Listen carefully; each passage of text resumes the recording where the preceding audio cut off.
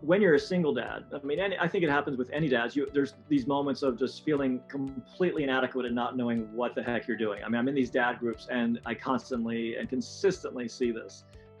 Hello and welcome. I am Wendi Blum Weiss. Welcome to Redefine Yourself During Times of Uncertainty.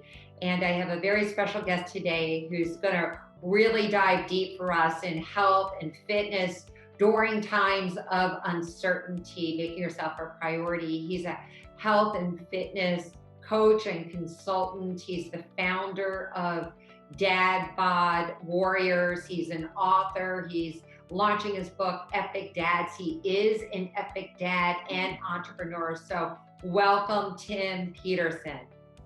Oh, thank you, Wendi. What an awesome intro. I will definitely script that out so I can hand that to everyone else from this point on. But thank you. Happy to be here. Well, I love that you work with men. I love that you work with dads. It's such an important conversation. We hear a lot about women's empowerment. And right now, men are being called to be providers and be fathers and help around the house and be problem solvers and wearing so many different hats and yet be strong. Yeah. And what I love most about you is you add the side in as being an authentic person and being true to who you are and allowing your emotions out. And so I just love that. So can you tell me a little bit about what men are going through, what their emotional, like what that conversation is with men going through these very difficult times? Well, thanks, Wendy. That's a great question. Yeah, I think it really started back in 2007, 2008 with the crash back then, and probably can even go back even farther than that. My dad was a great dad, and all he had to do was go to work and provide and come home, and that's all he did. I mean, I'm oversimplifying, Dad. I'm sorry, but that's how men were defined. If they were providers, they went out and worked. They came home. Dinner was ready, like that old style June Cleaver or whatever you want to think about, and that was the model that I had. And that's not the kind of dad that I was. So when you look at these generational, these things happening over the years, there's not necessarily that example of a dad for our young men and men to follow. So I kind of created that path myself. And, I was in there changing diapers and feeding and up at night and, changing the wet bed sheets and doing laundry, and I would still provide and go, work. And my wife at the time was doing the same thing, but there was a lack of that. Well, that's what my dad did, so that's what I'm going to do. And there's this forging these new paths that we're forced to do because of the changing times. And not that I was the only one. There's millions of men going through that, and I have lots of friends that were feeling the same way. But then what happens in like 2007, 2008, and then what's happening now, that being able to provide factor for a lot of us has disappeared. And all of a sudden, that's not there anymore. And there's just this innate want for us to fix things, to provide, to protect. It's a male thing in our brains. And when that's gone, there's a lot of psychological things that happen. And unfortunately, we're seeing that in the health of our men. We're seeing the suicide rates of men go through the roof. It's one of the top killers of men. And I think we're going to see, a lot of that and a lot of fallout as this whole COVID experience plays out. And we don't know where it's going. We have no idea from day to day what's going on. And I think we're just beginning to see the loss of jobs. I know the numbers came out today that they were up, and it was amazing, and the economy. But I think there's a lot of businesses that were just holding on by that string, and I think we're headed to another shutdown, or at least a pulling back. And I think a lot of men are going to find that they're not able to provide.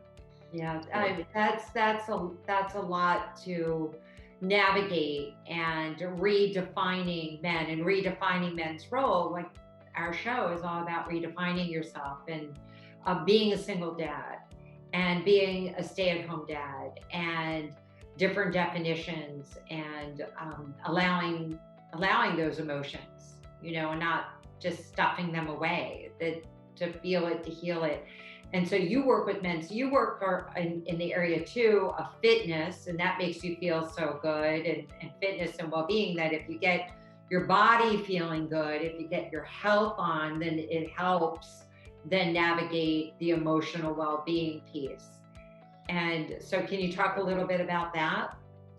Yeah, so I would have to admit then that, I'm addicted to drugs, endorphins, the healthy drugs, the natural drugs. So through my process of going, of my marriage falling apart, of the economy falling apart back, 10 plus years ago now, I found CrossFit.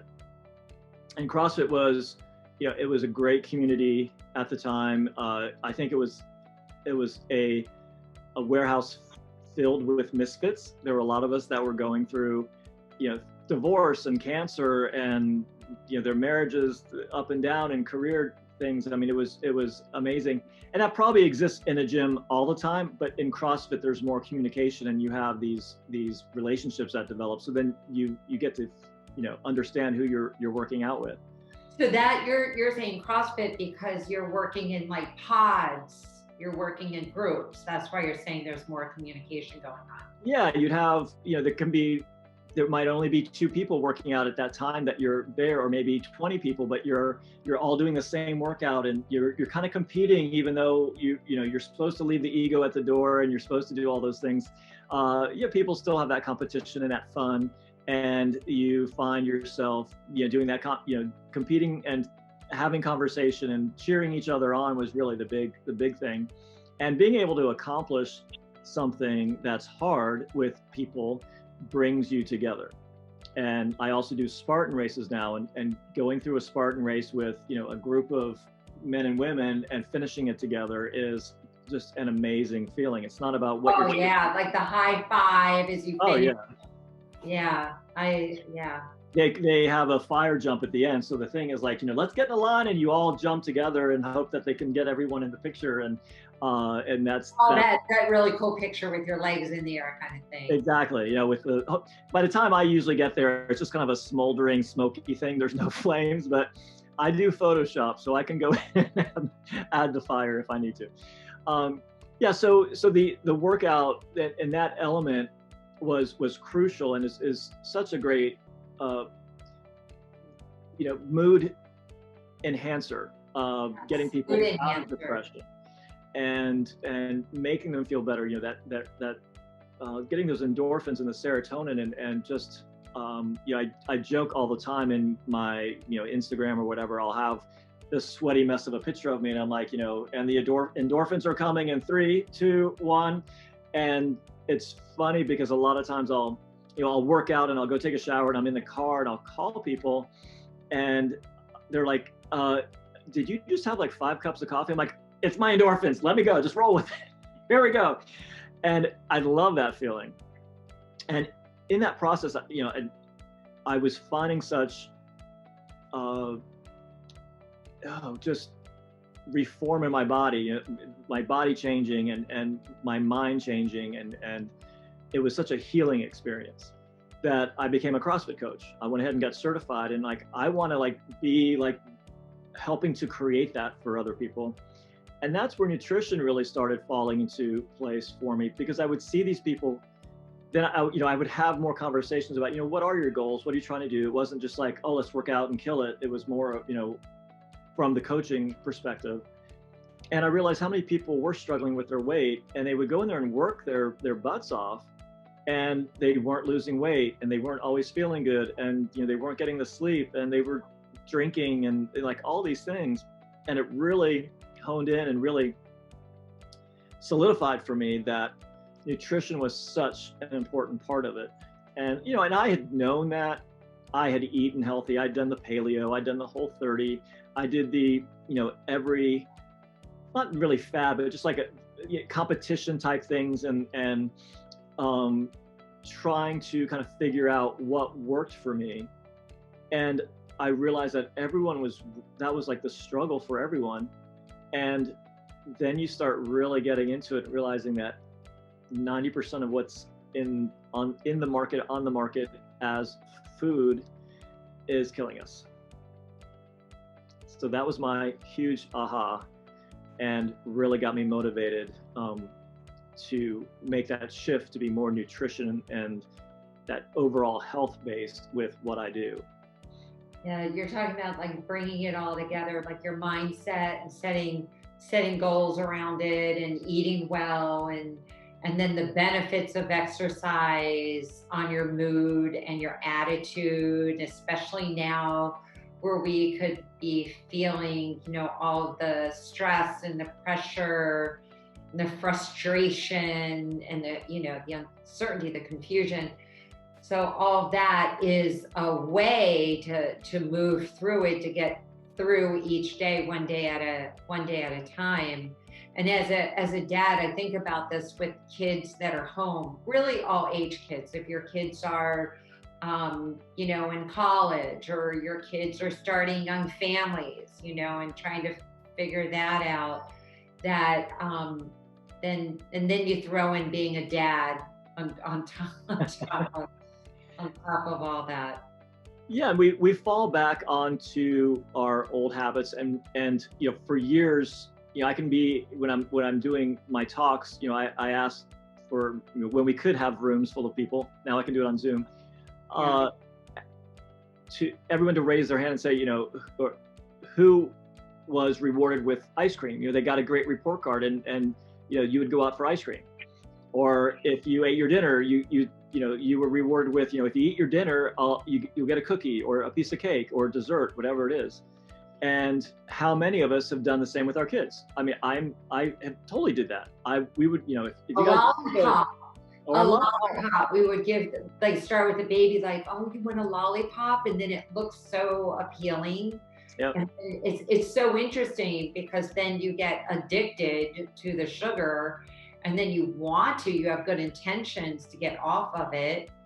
And then, but yet you find that you're craving, like the cravings are so strong that, and now you're home, and now you have stress and you have the craving, and it's just the cookie is in your hands. The cookie somehow ends up in your hand. So you've got two things happening there. You've got the physical addiction, but then we've used it as a reward system. We've had it used on us, and then we've done the same thing with our kids as this emotional reward system. So you've got the physical addiction, and then that emotional addiction and reward response. So now we're having a bad day, and I don't need mom and dad to reward me. I'm going to have my own ice cream, thank you very much, and I'm going to feel better. And you do feel better for the first 5 minutes, but then you feel like crap, and then you've had the sugar calories. Guilty. You feel guilty too, like guilt. Then you feel shame. All the things, yep. And guilt that you did it. And so now setting a goal to be like an epic dad, talking about being an epic dad now as a dad, and your children are what age? So I have a 24-year-old son, and he's off on his own, has the real job in the real world. And then I have a almost 21-year-old daughter who is home from college, as all kids are home from college right now because they've all closed up. And then I have a 14-year-old daughter going into high school. So she's going to be a 9th grader, and we were just practicing driving the other day. So all of that is happening. So I don't have the little ones anymore. I've got the bigger ones. And what I'm seeing now is, the goals, the habits that I set in there when they were younger. My daughter just came home with some groceries, and they had organic spinach, and they had hummus, and all these like great things, and some vitamin supplements that they had gotten. And I was just, wow, these are my kids. It wasn't like the pops and the ice cream and the potato chips and all the crap. It was like really, really good food. So as a dad, and as you're trying to make that change, the biggest change and like the biggest aha moment was food is nourishment. Like the only reason why we really should be eating is to nourish our bodies. We've added all the emotional stuff to it. And it's fine to like have the big meal and it's like, it's great and you have the family around. But I mean, you could have a table with a family around it and be drinking water and have an amazing time. Okay, right? Keep your water with you. Like I know you keep like a water bottle with you. Yeah, water and coffee. Coffee's good too. You could be sitting having coffee. So we've added all those things mentally. And so we keep adding that food element in there. And, you know, I have a lot of Jewish friends and they're like, you know, you can't have a meeting without, you know, some food. You got to have food. You know, there's always the food. And that's the Jewish mom of always wanting to and cook. The Italians and the South Americans and everybody else.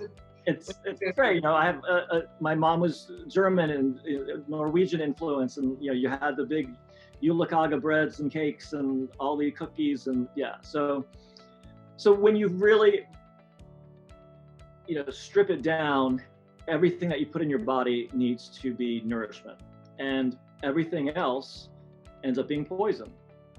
And when you cut it down to that, it really wakes you up. So if this is not nourishing me, so you're holding both. You're holding, and you're like nourishment or poison. It's that simple. And say what is it? It's one or the other. And you're only going to go for the nourishment, really. And we still go for the poison, but you have to acknowledge and know that, and don't do it blindly. So, you know, we look how many years we've been saying smoking is bad, and people still smoke. I have friends that have, and people I know that have diabetes, and they are not supposed to eat sugar. They have type 2 diabetes, and they eat donuts. They drink beer. They have all these carbs, and, you know, they consistently go for the poison rather than the nourishment. And it's tough. I'm not saying that this is. Do you call that self-sabotage? Do you call that self-sabotage when you do that? So I would, but I don't even think people have gotten to that point. They just do it. You know, it's automatic. It's just automatic. It's a habit. And it's the difference between being mindful and just like mindlessly just eating without thinking about what they're putting in their body. Yeah. And our men, I mean, like our children are watching us, right?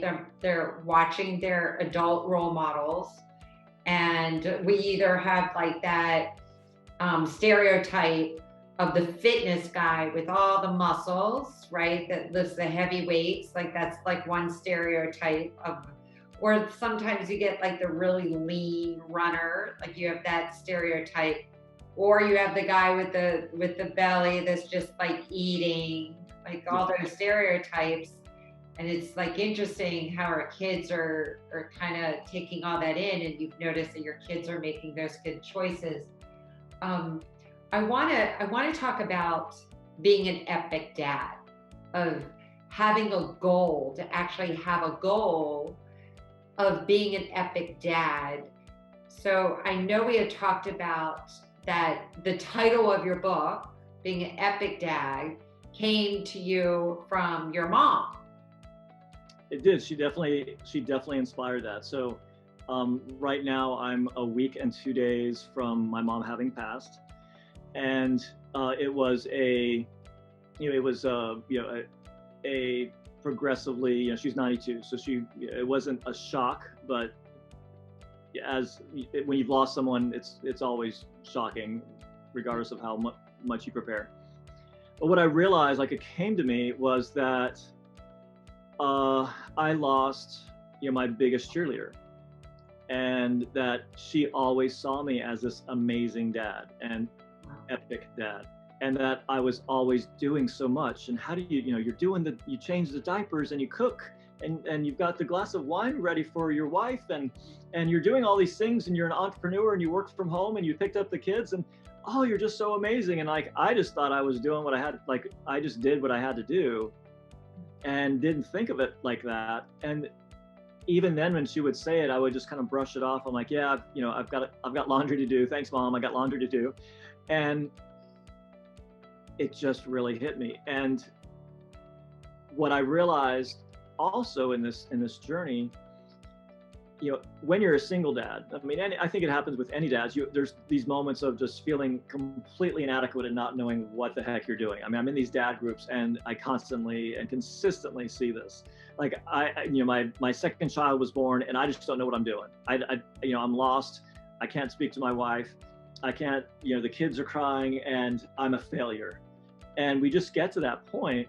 Wow. And I would then also, what I've heard are these amazing stories of dads just stepping up. Now, and I'm not saying that there aren't epic moms. Yes, there are. I don't have that trademarked and registered. So if someone wants to run with that, they're free to. And it's just like Black Lives Matter. It's not saying that other lives don't matter. We're just focusing on the Black lives and the importance of that.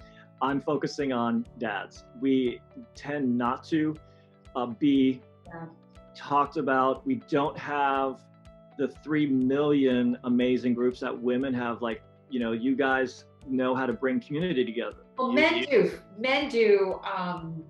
What is it? The football, what is that? All those groups with the football. Fantasy football stuff. Fantasy football. Yeah. Men have fantasy football. That's the group, or they have a golf group. Like right. That's their group. Sports, or something like that. And that tends to be like competition based. It's all competition based. And it's not like, hey guys, I'm kind of having a rough time. I need to talk. Like, that's not what happens. No, that's not what happens at all. And so in these groups, I started hearing and seeing and reading these amazing stories of dads just doing, like, they just thought it was normal, and like everyone would respond with, hearts and hugs and tears and, oh my God, who's cutting onions in here? This is, and I was like, that's just an epic dad. And it just came to me. And like the whole thing with my mom seeing, like it all, like, if it could be a cartoon, how like all of it like comes together, like bing, that's what it was. Like the light over like Superman, like epic dad, coming to the rescue, or stepping forward and being authentic and true and loving. I remember my dad would look at me with, like, he would tear up. And what I remember so much, and my dad passed when I was 26. Mm-hmm. So I remember when my dad, my parents were divorced. He would always look at me straight in my eyes and say, I am so proud of you. And whenever he wrote me a note, he would sign it, I'm so proud of you.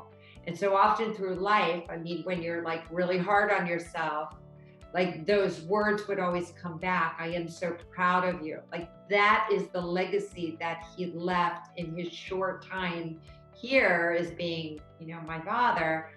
And like that legacy of a dad. So I just love that you're bringing together men so that they could have the soft side, because he always had tears in his eyes when he would say it.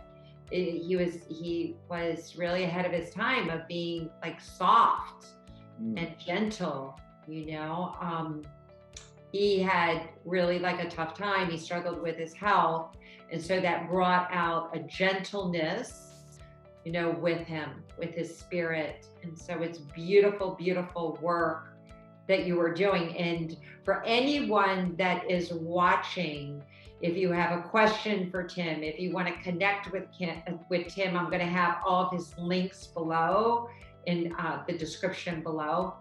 But what a fabulous way to empower men, because this is a new world that we're stepping into. And hopefully, like, we don't want to go back to putting on all those shields and all those we don't want to go back to that. We want to go back to being real and true and be epic dads and people, and take all those labels, those other kinds of macho labels, like those it's time for it. And the beauty of it, and the interesting thing is that none of those guys in all these stories would have said that they were an epic dad. Like, it's not something that you can proclaim for yourself. It's how you're seen. I don't know if that makes sense. But like, I don't think of myself as an epic dad. I mean, I am always struggling, always making that, you know, trying to do that extra step and rethink and what I'm doing. And then I'll have friends or, tell me like, oh my gosh, you're such an amazing dad and you're such a sweet dad. I'm like, oh my God, I'm just like, am I? Thank you. Because you always are struggling with that. And the same with those guys, they would post those stories, not trying to look for like someone to pat them on the back, but just like, hey, this happened and it was great. Maybe this will inspire someone else to, to do something with their daughters or whatever. And when people would just, they'd get 1,000 comments of just like, that's amazing. And I'm like, oh my God, like I was just doing my thing. Thank you. And that's what I love about it. Like, there's an innocence to it, and like your dad doing that. And thank you for telling me that story, because I would love to have that in the book. So that's another thing to contact me for. If you have an epic dad story, if your dad was epic, or if you have something that you did that was, that did feel amazing, and people have said that was so, so incredible. I'm still putting those stories together, and the Epic Dad podcast will be coming up. So I'm excited about that. And I've already lined up, friends that have gone through addiction and are coming out. Yesterday, I got a guy, his son has type 1 diabetes and he's 3. And it was his anniversary of when they found out. And he said, just so you know, I mean, he's a fitness guy. He's always got his shirt off. He's always working out, and he's always got his kids working out with him. So that just makes, like, in my mind, he's like such an epic dad in like working out with his kids. He said, today, every time I think about or do anything with my son, I'm going to make a little hash mark. It was 87 times that he had to deal with and do something with the type 1 diabetes with his son. I'm like, you are an epic dad. Like, he just thinks he's just doing, like, he's just being a dad. He's just being a parent. But anyone else would see that. I'm like, oh my God, you're amazing. Like, you have to stop your life 87 times to be with your son. That is great. And to get the acknowledgement, these are just wonderful stories. I'm going to link everything below. I want to thank you, Tim, so much for being here. I want to invite you back on the show, really having conversations about men, emotional well-being, health, being a dad, real raw life stories. So thank you so much for being here. Oh, thank you. Thank you. For anyone that is new to my channel, I invite you to subscribe. I invite you to subscribe over at Tim's YouTube channel. His link is below. You are just so awesome. So hats off to all the amazing fathers out there. And thank you so much for being here. Thank you, Wendi.